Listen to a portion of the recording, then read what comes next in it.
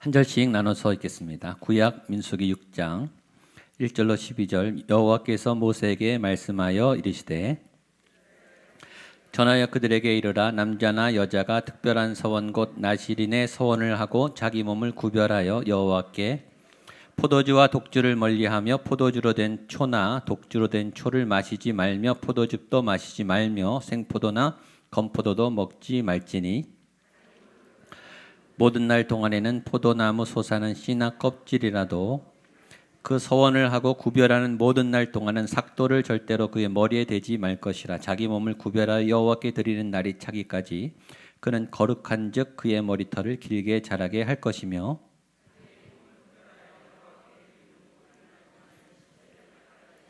그의 부모 형제 자매가 죽은 때라도 그로 말미암아 몸을 더럽히지 말 것이니 이는 자기 몸을 구별하여 하나님께 드리는 표가 그의 머리에 있음이라. 그는 여호와께 거룩한. 누가 갑자기 그 곁에 죽어서 스스로 구별한 자의 머리를 더럽히면 그의 몸을 정결하게 하는 날에 머리를 밀 것이니 곧 일곱째 날에 밀 것이며 두 마리나 집비둘기 새끼 두 마리를 가지고 회막문에 와서 제사장에게 제사장은 그 하나를 속죄의 제물로 하나를 번제물로 드려서 그의 시체로 말미암아 얻은 죄를 속하고 또 그는 그날에 그의 머리를 성결하게 할 것이며 여호와께 드릴 날을 새로 정하고 1년 된 순양을 가져다가 속건 제물로 드릴지니라. 자기의 몸을 구별한 때에 그의 몸을 더럽혔은즉 지나간 기간은 무효니라. 민수기는 광야, 이제 가나안으로 들어가 출애굽을 한 다음에 가나안을 들어가기 전까지 광야의 여정. 우리가 천국에 들어가까지 이제 세상을 떠났고 구원은 받았고 예수님은 믿었는데 아직 죄와 엉켜 있는 세상, 답이 없는 매일매일 엎드려서 기도해야 하는 먹을 것을 구해야 되는 생존의 치열한 현장에 있는 이 광야, 우리의 삶의 현장입니다. 가나안 천국에 들어가기 전까지의 여정, 그것이 민수기입니다. 그런데 민수기의 이 가나안 여정은 10장에서부터 시작돼 본격적인 여정이. 그러니까 1장에서 9장까지는 준비입니다. 준비. 그러니까 9장까지가 준비예요. 어떤 거를 시작하기 전에 준비가 굉장히 중요하죠. 여행하기 전에 준비를 얼마큼 하느냐. 7월 달에 저희가 이제 성경학교 수련회를 해요. 아울리치를 지금 다녀오고 있죠. 얼만큼 준비를 잘했느냐 결정되죠. 준비를 잘 해야 되는 거예요. 그래서 미리 계수를 하고 그다음에 여러 규례들을 다시 한번 맞춰보고 그다음에 지지난주에 하나님이 영적 리더를 먼저 세웠다고 그래요. 제사장들과 레위인들의 규례를 먼저 세웠어요. 이게 다 준비하는 거예요. 우리가 출발할 준비, 싸울 준비, 뭔가를 대결할 준비, 거친 광야를 걸어가야 할 아주 심각한 싸움, 굉장히 어려운 싸움을 싸워야 될 준비를 철저히 하는 거죠. 큰 결전 앞에 또 위대한 여러분들의 인생 앞에 준비를 잘하고 또 준비를 철저히 다지고 그렇게 출발한 여러분 되시기를 축복합니다. 그 중에 제일 중요한 게 영적인 준비예요. 제사장들을 세우고 레위인들을 세웠다는 거예요. 내가 하나님으로부터 어떤 공급처를 얻을 것인가? 내가 어디서 영적 은혜를 날마다 공급받을 것인가? 제가 작년에도 우리 사도행전 할 때마다 제가 얘기했죠. 여러분에게 샘이 터져야 돼요. 얻어먹는 양식으로는 부족해. 여러분 안에 여러분의 샘을 여러분이 팔 수 있어서 내가 하나님의 양식을 얻어먹는 그게 큐티예요. 그게 묵상이에요. 그게 개인 예배예요. 내가 성경을 연구하고 하나님이 나에게 말씀하시고 내가 찬양하면서 내가 은혜 받고 내가 성령께서 인도하시는 기도를 따라가는 나 스스로 하나님의 샘이 열리는. 언제까지 얻어먹고 언제까지 찾아다니고 의존하겠어요? 언제까지 의무적으로 교회만 다니겠어요? 그게 아니라 내가 만난 개인의 하나님을 통해 나에게 말씀하시고 나에게 샘물을 열어주시는 그 하나님, 영적 자원을 꼭 확보하세요. 여러분 어디에 가든지 여러분의 기도 처소를 꼭 만드세요. 어떤 장소는 기도가 잘 돼요. 어떤 장소는 하나님의 영이 내가 금방 이 말씀이 임재가 있고 또 내 영혼이 깊이 하나님과 교제할 수 있는 영적 공급처가 있어야 돼요. 그게 어디든 상관없어요. 골방이든 여러분 뭐 차 안이든 상관없어요. 여러분들이 하나님으로부터 정기적으로 충전을 받는 하나님과 아주 친밀하게 교제하는 그런 자리를 꼭 찾아야 됩니다. 오늘은 레위인과 제사장은 아니지만 레위인과 제사장처럼 하나님의 일꾼이 된 나실인에 관한 얘기입니다. 나실인은 작년에도 설명드렸지만 나실인은 레위 지파가 아니에요. 그러니까 성직자 가문이 아니에요. 레위 지파는 태생이 성직자인 거예요. 당시에는. 그러니까 레위 지파에서 태어나면 이 사람들은 회막일을 하고 성전일을 하는 성직자 반열에 들어가는 건데, 근데 난 태어났는데 레위 지파가 아닌데 하나님을 섬기고 싶어요. 내가 헌신하고 싶어요. 다른 11지파에서. 그런 기회가 나실인이었어요. 내가 레위 지파는 아니지만 내 평생을 아니면 어느 일정 기간을 하나님 앞에 헌신하는 삶을 드리고 싶습니다 라고 할 때 나실인의 서약을 하고 하나님 앞에 일정 기간을 드렸던 그 방법, 제도가 나실인입니다. 어떤 특정한 목적이 있어요. 내가 어느 분야에 하나님 앞에 쓰임 받고 싶다. 내가 우리 교육부서에 내가 아이들을 가르치는 곳에 한 10년 내가 봉사하겠다. 뭐 이런 거죠. 아니면 내가 어려운 분들을 구제하는 곳에 내가 한 5년 섬기겠다. 이렇게 작정하는 거예요. 아니면 내가 선교 사역에 어느 정도 이렇게 갔다 오겠다. 그래서 단기 선교 이런 제도 다른 교회들이 있는데 우리 교회도 이제 있으면 좋겠어요. 선교 베이스가 있으면 이제 청년들 뭐 3개월, 또 짧게는 1개월, 6개월, 아니면 1년, 혹은 2, 3년 이렇게 갔다 와서 내 인생에 아주 특별한 기간에 하나님 앞에 헌신하고 또 거기서 쓰임 받고 돌아와서 또 나의 생활로 돌아오는 그런 제도라는 거죠. 사도 바울도 나실인의 서약을 했습니다. 사도행전 18장 18절에서 머리를 깎고 그 일을 했습니다. 여기에 보면 나실인은 남녀 구별이 없어요. 1절과 2절 같이 한번 읽어보겠습니다. 시작. 여호와께서 모세에게 말씀하여 이르시되 이스라엘 자손에게 전하여 그들에게 이르라 남자나 여자가 특별한 서원 곧 나실인의 서원을 하고 여호와께 드리려고 하면, 그러니까 레위 지파든 레위 지파가 아니든 누구든지 다 하나님께 헌신할 수 있었죠. 본인이 원하면. 그렇죠? 내가 하나님한테 하고 싶다. 내 삶을 그리고 평생 안 해도 돼요. 내가 어느 기간 내가 하고 싶다. 여러분 누구든지 언제든지 하나님은 오케이. 여러분 내가 평생 너무 부담되면 이렇게 일정 기간 헌신하세요. 내가 한 몇 년 하나님 앞에 내 인생을 드리겠다. 뭐 내 인생의 전체 내가 한 80을 산다. 그러면 8년 11조를 하나님을 위해서 내가 아주 전적으로 헌신하겠다. 뭐 이런 서약을 한다는 거죠. 남녀 구별이 없었습니다. 이 나실인의 서원은 특별한 헌신이에요. 일반 헌신과 특별한 헌신이 있어요. 여러분 늘 공부하죠. 늘 공부하지만 시험 때는 집중해서 공부하지 않습니까? 시험도 급이 달라요. 중간고사가 있고 기말고사가 있고 수능은 또 수준이 다르죠. 어떤 시험은 굉장히 이 볼륨이 커요. 집중해야 되고 전심전력 하지 않으면 안 되는 그런 시험들이 있죠. 우리가 인생에 큰 주기로 큰 시험들이 옵니다. 입사 시험을 보든지 결혼을 준비하든지 뭔가 우리의 인생에 뭔가 점프를 하는, 그리고 뭔가 터닝 포인트가 되는 중요한 순간에 우리는 어떤 테스트를 해야 돼요. 그리고 그 길로 우리의 인생이 막 열리죠. 그렇죠?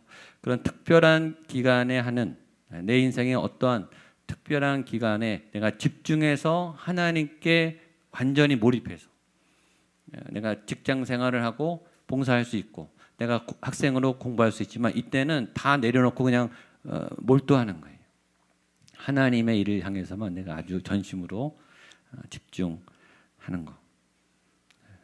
이 특별한 훈련을 예수님도 제자들을 3년 동안 제자 훈련을 시켰습니다.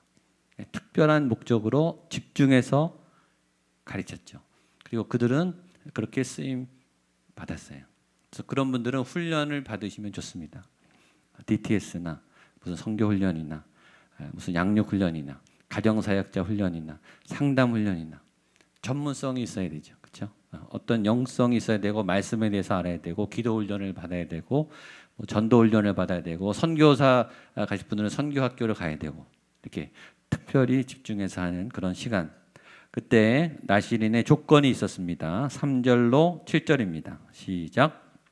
포도주나 독주를 멀리하며 포도주로 된 초나 독주로 된 초를 마시지 말며 포도즙도 마시지 말며 생포도나 건포도도 먹지 말지니 자기 몸을 구별하는 모든 날 동안에는 포도나무 소사는 씨나 껍질이라도 먹지 말지며 그 서원을 하고 구별하는 모든 날 동안은 삭도를 절대로 그의 머리에 대지 말 것이라.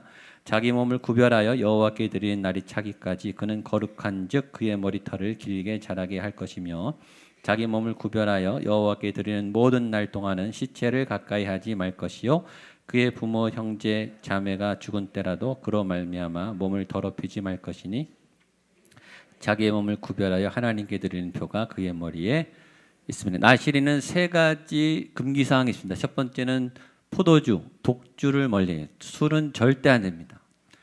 포도 비슷한 것도 안 돼요. 여기 포도 씨 뭐 다 안 되죠. 두 번째는 머리에 칼을 대면 안 돼. 머리를 자를 수가 없어요. 그러니까 머리가 굉장히 길었겠죠. 머리를 건드리면 안 됩니다. 삼손 나시린이죠. 머리를 건드리지 않았어요. 세 번째는 시신과 접촉해서는 안 됩니다. 이 삼손은 세 가지 다 어겼어요. 술 잘 먹었고, 머리 잘렸고, 그렇죠? 시체 사자의 시체에서 꿀을 얻어 먹었죠. 그러니까 하나님 앞에 서원했는데 다 어겨서 뒤에 나오지만 어기면 무효다 이렇게 나옵니다. 세 가지 포도주 무슨 의미일까요? 쾌락을 금하는 거예요. 나를 좋게 하는, 나를 흥분시키는, 나에게 쾌락을 주는, 나를 즐거워하게 하는 일을 멀리한다. 나시리는 하나님을 기뻐하게 하기 위한 것이 첫 번째라는 거예요. 내가 만족하느냐, 내가 좋으냐, 내가 즐거우냐의 기준이 하나님으로부터 옮겨갔다라는 것입니다. 머리는 두 가지를 상징해요. 머리는 주권을 의미하죠.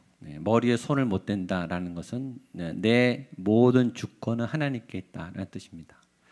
머리는 생명을 의미합니다. 생명의 힘, 힘의 원천 머리라고 하죠. 그러니까 생명에 내가 손대지 않는다. 생명의 주권은 하나님께 있다라는 의미라고 합니다.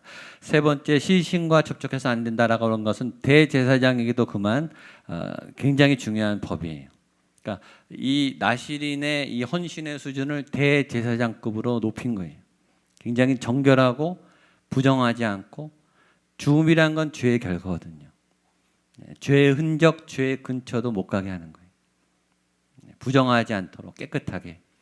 그러니까 거의 평신도 사역자지만 전문 목회자가 아닌 평신도 사역자지만 대제사장 아주 자리가 높은 영적 권위자의 자리의 수준의 헌신도를 요구하는 거죠. 왜냐하면 그 주변에 세속 도시들이 많았기 때문에 세속 문화 또 세속에 나아가는 그런 경향들을 내가 차단하겠다. 세상에 살지만 세상을 닮지 않고 세상을 따라가지 않고 세상을 바꿔나가는 그런 하나님의 사람으로 살겠다. 두 번째는 머리가 길었기 때문에 눈에 띄었어요. 눈에 띄면 어떨까요? 나쁜 짓을 못하는 거죠. 그렇죠? 머리 긴 나시린이 막 술 못 먹는 거죠. 이상한 행동을 못하는 거예요. 그러니까 외형적으로도 완전히 정결하게 구별한 것입니다. 세 번째, 죽음은 이 부정, 죄를 거부한다라는 뜻이에요. 죽음을 거부한다라는 뜻은 반대로 생명에는 내가 능동적으로 움직인다는 뜻이죠. 하나님의 모든 역사는 생명과 관계 있다고 얘기했죠. 성경 탐구 40일에 성경의 목적이 생명이에요. 성경을 우리에게 주신 목적은 생명이 피어나고 생명이 살아나고 생명이 건강해지고 생명이 기뻐하고 생명이 막 역동하는 게 성경의 목적이에요. 그러니까 말씀을 들으면 여러분의 생명이 살아나야 돼요. 아멘. 이 말씀의 능력이. 말씀을 들었는데 내 생명이 아무렇지도 않다. 말씀을 들은 게 아니에요. 말씀을 잘못 전했든지 여러분이 잘못 받았든지 말씀은 반드시 생명의 역사예요. 생명은 가만히 있을 수 없어요. 꿈틀거리고 움직이고 낳고 번식하고 재생산하고 영향을 주죠. 가만히 못 있습니다. 네 번째, 나시린은 자기가 좋아서 하는 겁니다. 본인이 서운한 거예요. 강제가 아니에요. 내가 좋아서, 내가 너무 하나님이 좋아서, 내가 하나님이 하는 게 너무 행복한 거예요. 우리 교회 그런 분들이 되게 많아요. 하나님의 일을 하라 그러면 굉장히 기쁘게, 아주 기쁘게, 뭔가 많이 손해 보시고 힘드신데 자기 거 다 내려놓고 정말 기쁘게 얼굴에 막 행복한 게 막 보여요. 그런 여러분 되시기를 축복합니다. 그런데 그 서약을 하나님 앞에 지켜야 되는 거죠. 8절을 같이 한번 읽겠습니다. 시작. 자기의 몸을 구별하는 날 동안에는 그는 여호와께 거룩한 자니라. 이게 거기 밑줄을 치세요. 굉장히 중요합니다.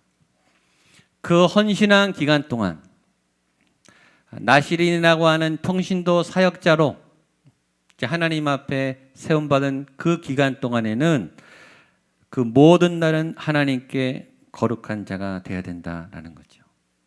서약을 하는 거죠. 이 나시린의 서약을 하는 거예요. 세례 받을 때 서약을 해요. 임직할 때 서약을 해요.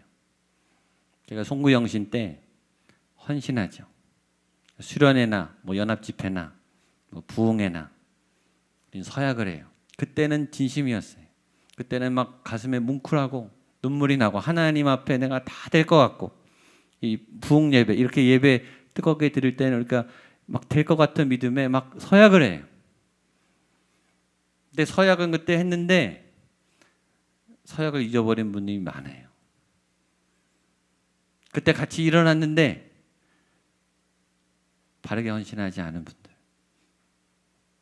내가 임직자로 하나님 앞에 서서 내가 목회자로 하나님 앞에 다 서약하죠. 세례 받을 때도 서약해요. 우리가 리더십 금년에 임명받을 때 다 일어나서 서약했어요. 예배를 어떻게 드리겠습니다. 기도를 어떻게 하겠습니다. 봉사를 어떻게 하겠습니다. 내 믿음 생활을 이렇게 하겠습니다. 라고 서약은 쉬워요, 여러분. 서약은 뭐 어렵나요? 서약이 어려운 것은 지키는 게 어려운 거죠. 못 지키면 어떻게 되는가? 못 지키면 무효입니다. 무효. 10절로 11절 같이 해보겠습니다. 10절로 12절까지 보겠습니다. 마지막까지 시작. 여덟째 날에 산 비둘기 2마리나 집 비둘기 새끼 2마리를 가지고 회막문에 와서 제사장에게 줄 것이요 제사장은 그 하나를 속죄 제물로 하나를 번제물로 드려서 그의 시체로 말미암아 얻은 죄를 속하고 또는 그는 그의 날에 그의 머리를 청결하게 할 것이며 자기 몸을 구별하여 여호와께 드릴 날을 새로 정하고 1년 된 순양을 가져다가 속건 제물로 드릴지니라. 자기 몸을 구별할 때 그의 몸을 더럽혔은즉 지나간 기간은 무효니라. 그러니까 앞에 이런 얘기예요. 시체를 가까이 하면 안 되는데, 그러니까 나신이 얼마나 엄격했냐면 부모님이 돌아가셔도 장례는 못 가는 거예요. 그러니까 굉장히 셌죠. 가족이 죽어도 거기 가면 안 돼요. 그만큼 엄격하게 구별한 굉장히 엄격한 제도입니다. 그런데 본인이 의도하지 않은 지나가다가 시신을 볼 수도 있잖아요, 그렇죠? 내가 일부러 간 게 아닌데 거기 무슨 시신이 있든지 시신의 뭐 행렬이 지나가든지 그건 어떻게 못 막지 않습니까? 그것도 안 된다는 거예요. 그건 안 되는데 하나님이 기회를 준다라는 거예요. 다시 제사를 드려서 정결하게 하는 예식을 해라. 그러니까 이 말씀 안에 있는 것은 우리가 실수하고 서약이 깨지면 하나님은 다시 헌신할 수 있는 기회를 주신다. 우리가 실수하고 잘 못해도 하나님은 또 기회를 주신다. 그러니까 낭망하지 마십시오. 그러나 마지막에 말이죠. 그 지나간 기간은 무효다. 셈에서 뺀다라는 거예요. 그러니까 잘 지켜야 되는 거죠. 하나님이 셈하시는 하나님이 열매 맺는 그 하나님의 사역자로서의 기간을 잘 지내야 돼요. 그래서 이 시신 부분은 은혜가 있어야 돼요. 이 하나님께서 보호해 주셔야 되죠. 지나가지 않도록. 내 노력으로만 되는 건 아니에요. 그러니까 사역은 우리의 열심과 노력으로 하지만 하나님께서 은혜를 주셔야죠. 전심을 쏟고 열심히 했는데도 사역이 잘 안 될 때도 많습니다. 은혜가 있어야 돼요. 여러분들의 사역에 은혜가 있게 되기를 바랍니다. 이 무효라는 말이 굉장히 걸려요, 사실은. 이번에 베트남 목회자 세미나에 가서 토론을 좀 제가 일부러 끄집어냈어요. 우리 베트남 목회자들한테. 구원이 번복될 수 있습니까? 구원이 이런 거죠. 예수 교회 나와서 회개하고 예수님을 잘 믿었어요. 그런데 점점 교회 안 나오고 이단에 빠졌어요. 예수님을 부인해요. 구원 받습니까? 못 받습니까? 그 토론을 배틀을 했어요. 잘 알고 계시더라고요. 배틀은 두 가지예요. 구원의 문제는 하나님께 있어요. 우리가 판단할 수 없습니다. 주권은 하나님께 있어요. 첫 번째 성경의 흐름은 한 번 인치인 자녀는 하나님이 절대 포기하지 않는다. 내가 마음에 믿고 입으로 시인하면 그분은 구원받은 거죠. 그러나 성경은 그런 것만 얘기하고 있지 않아요. 그게 무슨 믿음이냐? 행함이 없는데 무슨 믿음이냐? 그거 가짜 아니냐? 예수님께 왔다가 한 번 비침을 얻어서 진리를 맛본 다음에 다시 세상으로 나가서 예수님 부인하면 그 사람은 저주받는다. 그런 성경도 두 군데나 있어요. 하나님 잘 믿었는데 여러분이 만약에 하나님이라면 어떻게 하시겠냐고요. 하나님 잘 믿었고 잘 헌신했어요. 근데 어느 날 교회 안 나오고 예수님을 부인하고 예수님을 막 욕하고 예수님과 멀어져서 전혀 성경적인 삶을 살지 않아요. 그러다 죽었어요. 여러분 같으면 그분 어떻게 하겠습니까? 오늘 성경을 보세요. 무효가 될 수 있습니다. 조심하셔야 돼요. 교회 와서 예수 믿고 등록했고 세례받았다. 그 다음에 마음대로 사는 분들이 있어요. 나 구원받았으니까 됐다. 나 뭐 어떻게 하시겠냐. 전혀 말씀대로 살지 않고 세속적으로 사는 그런 분들을 하나님이 과연 가만히 두시겠냐고요. 심판은 하나님이 하십니다. 그러나 무효가 될 수도 있습니다. 조심하셔야 돼요. 판단은 하나님이 하시는 거예요. 그럼 만약 하나님이 아니라 그러면 어떨 거예요? 바리새인들 너무 하나님을 잘 믿은 사람들이 기도를 얼마나 열심히 했는데 성경을 달달달 외웠어요. 여러분 성경 다 외우세요? 그분들은 얼마나 하나님을 사랑했는지 성경을 달달달 외웠어요. 그러나 예수님이 말했어요. 너희도 천국에 못 들어가고 천국에 들어가는 사람들도 니네가 맡고 있다. 깨어 있어라. 믿음을 지켜라. 바울이 말했어요. 내가 달려갈 길을 마치고 선한 싸움을 싸우고 믿음을 지켰다. 무슨 말입니까? 믿음을 못 지킬 수 있다는 말입니다. 믿음을 지키셔야 되는 거예요. 서약을 지키셔야 되는 거예요.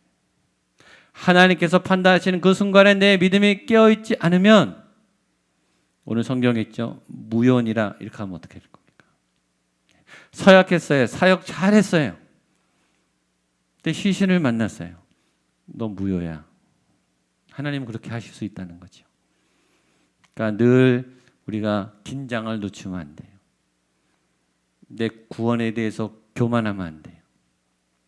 내 믿음에 대해서 안심하면 안 돼요. 우리의 믿음은 늘 연약하죠. 우리는 쉽게 넘어집니다. 하나님 내 믿음이 약해요. 도와주세요. 내 믿음을 지킬 수 있도록 힘을 주세요. 그래서 몸부림치면서 실패하면서 나가는 그 영혼은 하나님 불쌍히 여겨주시겠죠. 그러나 하나님을 잊어버리고 말씀을 전혀 잊어버리고 내 마음대로 사는 방자한 오만한 하나님의 백성들을 하나님은 이스라엘을 멸망시키셨습니다. 성경에 많은 교훈이 우리에게 믿는 자로서의 경고를 줍니다. 사역을 시작하는 것, 믿음을 시작하는 것, 하나님의 일을 시작하는 것은 그렇게 어렵지 않습니다. 문제는 지키는 거죠. 무효가 되지 않도록 전 여러분이 믿음을 꼭 지키게 되기를 축복합니다. 잘하였도다 착하고 충성된 종아. 저는 여러분들이 칭찬받는 종이 됐으면 좋겠어요. 하나님이 걱정하는 얘를 도대체 어떻게 될까? 얘를 어떻게 해야 될까? 참 애매하다. 이렇게 걱정하게 하시는 하나님을 걱정시키는 백성이 아니라 얘는 완전히 확보야. 얘는 내가 믿어. 얘는 내가 자랑스러워. 하나님이 보시기에도 칭찬하는, 하나님이 볼 때마다 자랑스러운, 하나님 기뻐하는 그런 믿음의 사람들 되시기를 축복합니다. 아멘. 같이 한번 자리에 일어나서 찬양하고 기도하겠습니다.